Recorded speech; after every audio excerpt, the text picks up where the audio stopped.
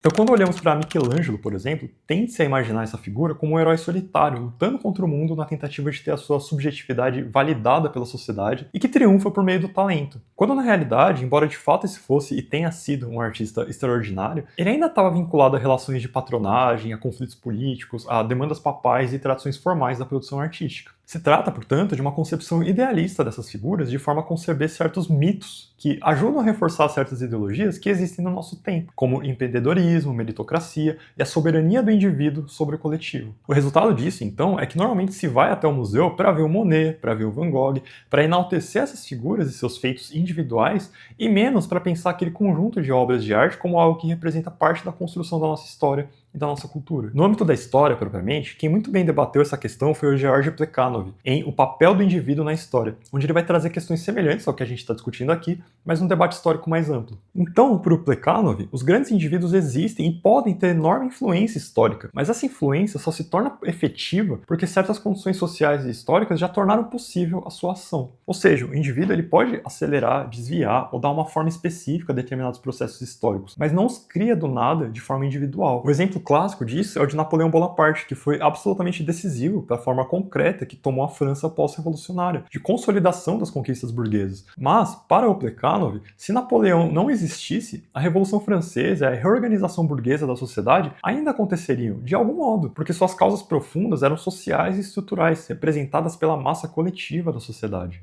Um indivíduo, por si só, portanto, não inventa sozinho uma época, uma era. Ele que, de certa forma, encarna as tendências históricas de uma época, trazendo respostas às necessidades históricas do seu tempo. Como aquela ideia ingênua que a gente ouve principalmente dos jovens numa aula de história do ensino médio, quando eles falam que se tivessem eliminado Hitler ainda na infância, o nazismo não teria acontecido. Como se a manifestação social e política do pudesse ser atribuída a um único indivíduo, e não a uma mentalidade coletiva da sociedade daquele tempo. A gente poderia pensar, portanto, no lugar de cultuar a personalidade e o protagonismo desses indivíduos, pensar na análise dos resultados das suas ações e subordinarmos essa análise ao objeto de uma história.